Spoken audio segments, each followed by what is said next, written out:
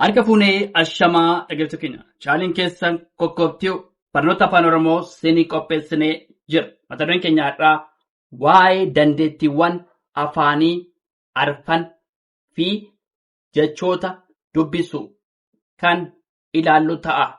Nu waliin turaa hordofaa subscribe share gochuu hin dagatina. Namoonni bakkuma jirtan teessanii barnoota afaan Oromoo, barnoota afaan Ingilizii, barnoota afaan Amaariffaa fi herreega dabalatee kanneen biroos barachuu warra fedhii qabdan bilbila keenya YouTube irra jirutiin nuuf bilbiluu dandeessu. Karaa immoo karaa WhatsAppii, karaa Telegiraamii, karaa bootimii nuuf bilbiluu dandeessu. Kan si wajjin turu ani barsiisaa beenyaati. Waan dhaggeeffataniif hedduu galatoomaa. Dandeettiiwwan afaanii arfan fi jechoota dubbisuudha. Asirratti maanni dandeettiiwwan afranii dhaggeeffachuudha, dubbachuu, dubbisuu, barreessuudha. Tole, isaan kun murteessaadha. Dhaggeeffachuu, dubbachuu, dubbisuu, barreessuu maanni dandeettiiwwan afaanii arfan jedhaman keessaa isaan kana. Tole, dhaggeeffachuu, listening. Maanni dhaggeeffachuu maanni listening. Sagalee fi ergaa addaan baafachuudhaaf kan nu gargaarudha. Fakkeenyaaf asirratti dhaggeeffachuu. Tole, namoonni yeroo dhaggeeffatan kanaaf listening maanni sagalee fi ergaa addaan baafachuudhaaf. Tole, sagalee yookaan immoo sagalee fi ergaa addaan baafachuuf kan nu fayyadu maanni dhaggeeffachuudha. Dubbachuu speaking. Tole, inni kunis maanni yaada ofii afaaniin ibsachuuf kan nu fayyadudha. Inni kunis maanni speaking maanni dubbachuu. Yaada ofii afaaniin ibsachuuf kan nu fayyadudha. Innis maanni dubbachuu. Dubbisuu reading maanni barreeffama irraa hiika argachuuf kan nu fayyadudha. Reading maanni kan immoo dubbisuun barreeffama irraa hiika argachuu kan nu fayyadudha. Barreessuu writing. Tole, barreessuu writing maanni yaada ofii bifa fakkii qubeetiin kaa'uu. Tole, barreessuun maanni hiiknisaayyuu writing maan yaada ofii bifa fakkii qubeetiin kaa'uu jechuudha. Asirratti maanni dandeettiiwwan afaanii arfaniin alatti maanni jechoota asirratti kan hubachuu dandeenyu jechoota dubbisuu. Tole, fakkeenyaaf jechoota keeyyata jira. Yaada ijoo, cuunfaa, walaloo. Isaan kun baay'ee murteessoodha. Tole, fakkeenyaaf keeyyata.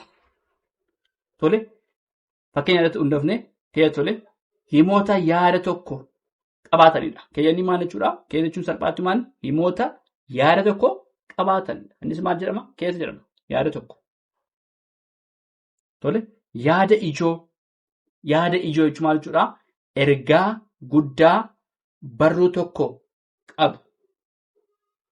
Innis maal jedhama? Yaada ijoo maanni ergaa guddaa barruu tokko qabudha. Innis maal jedhama?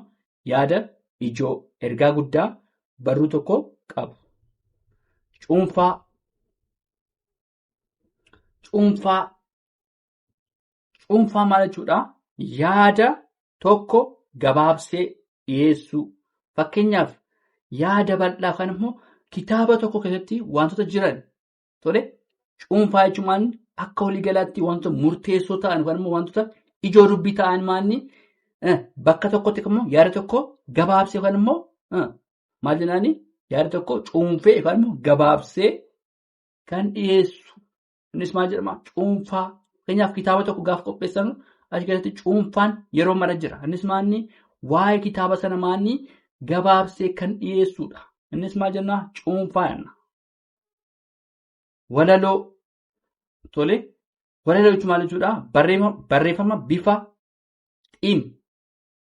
xiinseetiin dhiyaatudha. Innis maal jedhamu?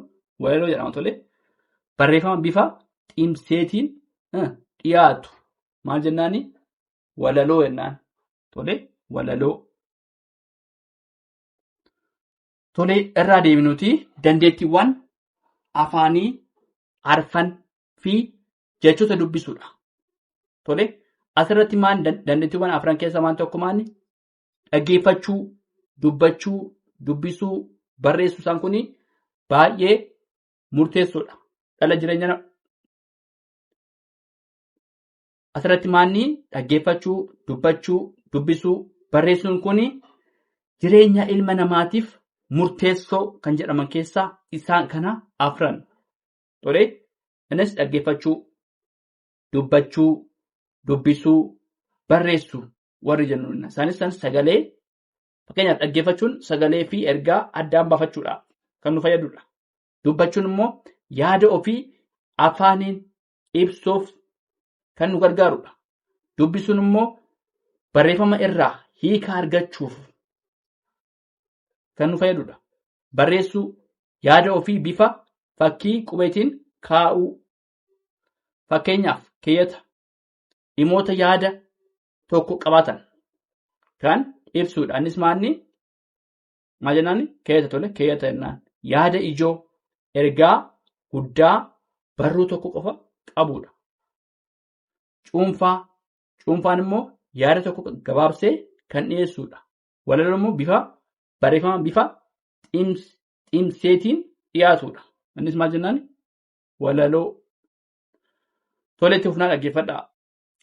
Tolee, asirratti immoo itti fufnee jirraa jechoota caasluga yookaan immoo giraamar terms yookaan immoo afaan oromootiin caasluga jechuun giraamariidha. Tolee, giraamariidha. Waan biraa miti caasluga. Tolee, kan laalu ta'a fakkeenyaaf qubeen mallattoo sagalee bakka bu'anidha. Innis maalni qubeen maalni mallattoo sagalee bakka bu'an. Maal jennaani qubee jennaan. Dubbachiiftuu jechuun maal jechuudha? Sagalee of danda'anii banaman.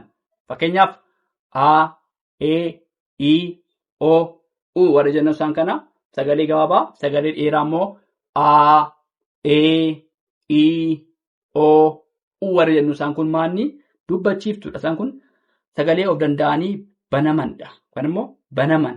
Tole, maal jennaani dubbachiiftuu jennaan salphaatti. Dubbifamaa immoo maal jechuudha? Dubbachiistuun gargaaramanii dubbatamanidha. Tole, asirratti maalni dubbifamaan qofti yookaan immoo dubbifamaan mataa isaatti maalni ergaa dabarsuu hin danda'u. Maalni dubbachiiftuu irratti hirkatee waan jiruuf qofaasaa hirkatee dubbifamaan qofaasaa of danda'ee ergaa dabarsuu hin danda'u. Tasuma hin danda'u. Maalni maalirratti hirkataa? Dubbifamaan dubbachiiftuu irratti hirkateeti ergaa dabarsuu danda'a. Innis maalni dubbifamaan dubbachiiftuun gargaaramanii dubbatamanidha. Kan immoo dubbatamaa jechuu dandeenya. Hudhaan maalni sagalee addaan kuta. Kan immoo haala dubbii keenya maal godhaa? Sagalee keenya gaafa hin jennu maal ta'a? Hafuura keenya gargar kutaa jechuudha. Kan immoo sagalee addaan kutuu. Innis maal jenna? Hudhaa jenna. Sagalee addaan kutuu fakkeenya ba'ee, ka'ee, re'ee hedduu jechuu dandeenya. Isaan kun maalni sagalee hudhaa jennaan. Sagalee hudhaadha. Sagalee hudhaa. Maqaa namaa, bakka, meeshaa yookaan immoo yaada. Tole, yaadaa. Tole, yaadaa. Maqaa maalni? Maqaa namaa yookaan immoo bakka, meeshaa yookaan immoo yaadaa. Kun maalni? Maqaadha. Tole, maqaa gamtaa, maqaa dhuunfaa kan jennu kan maqaa waliinii kan jennu kun ni jiraata. Tole, fakkeenyaaf maqaa gamtaa irratti maalni? Maqaa gamtaan maqaa garee tokko ibsu. Raayyaa maal ta'a? Maqaa gamtaa. Tole, raayyaa, maatii hedduu kaasuu dandeenya. Kun maal? Maqaa gamtaadha. Maqaa gamtaan tole, maqaa maaliiti? Gareeti. Tole, maqaa garee tokko ibsuudha. Innis maalni? Maqaa gamtaadha. Maqaa gamtaa jenna. raayyaa, maatii hedduu jechuu dandeenya. Maqaa dhuunfaa. Maqaa dhuunfaan maanni? Maqaa dhuunfaan namni tokko qabudha. Tole, fakkeenyaaf Caalaa, Caaltuu, Boonaa, Tolasaa, Tulluu.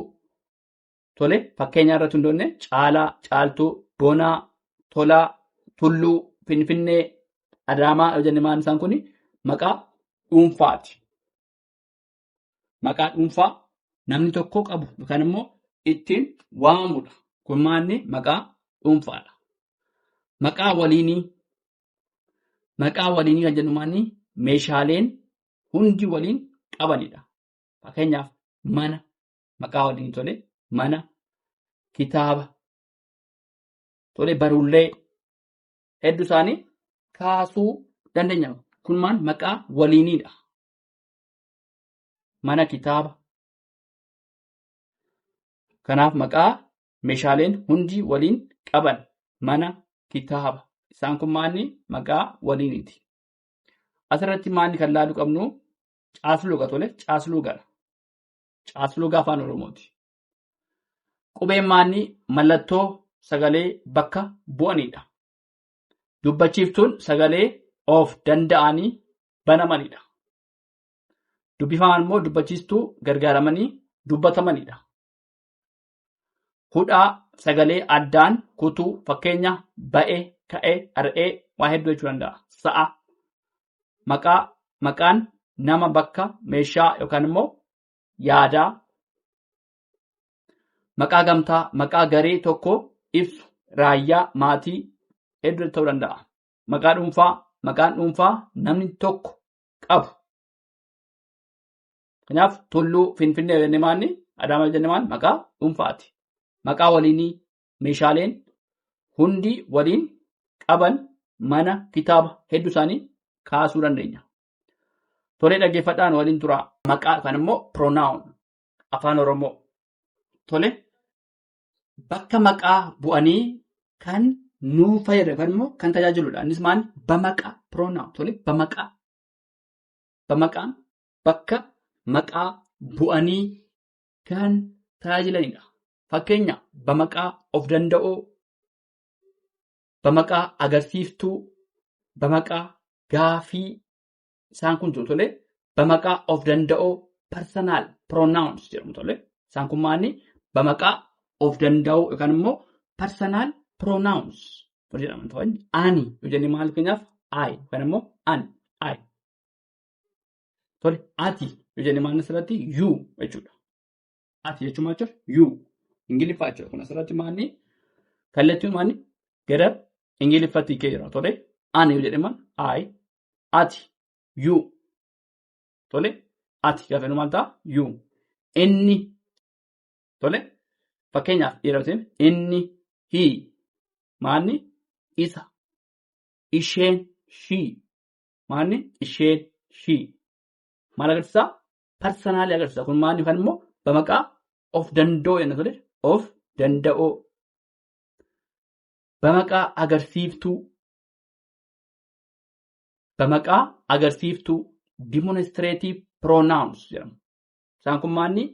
Demonstrative pronouns warri jennuun maanni? Bamaqaa agarsiiftuudha. Fakkeenyaaf kun. This jechuudha. Kun jechuun maal jechuudha? This. Kun maanni? Kun gaafa maal jechuudha? This. Maanni? Bamaqaa agarsiiftuudha. Suni. That. Tole, sun. That. Kun maanni? Bamaqaa agarsiiftuudha. Bamaqaa gaafii. Interrogative pronouns. Kan immoo interrogative pronouns warri jennuuni bifa gaafiidha. Bifa gaafii yookaan immoo bamaqaa gaafii bifa gaafiitiin kan dhiyaatudha. Eenyu? Who. Tole, eenyu? Who. Inni maal? Bifa gaafiitiin kan dhiyaatudha. Maal? What. Kun maanni? Bifa maalii qaba? Gaaffiidha. Maal? What. eenyu who. Kun maanni bamaqaa gaaffii jennaan tole eessa where. Where. Kun maanni bamaqaa bifa gaaffiitiin dhiyaatedha. Bamaqaa pronoun kan immoo bamaqaa pronoun jennaanii afaan Oromootiin bamaqaan bakka maqaa bu'anii kan tajaajilanidha. Innis bamaqaa of danda'u personal pronouns warra jennuuni ani, I, ati, you, inni, he, isheen, she kan jennu bamaqaa agarsiiftuu kan immoo demonstrative pronouns warra jennuun bamaqaa agarsiisuu kan immoo demonstrative pronouns warra jennuuni kun, this, suni, that warra jennuun kun bamaqaa agarsiiftuu jenna tole bamaqaa agarsiistuu. Bamaqaa gaaffii kan immoo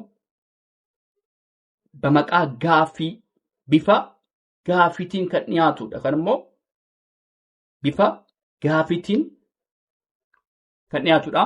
Eenyu who. Tole eessa where. Maal what.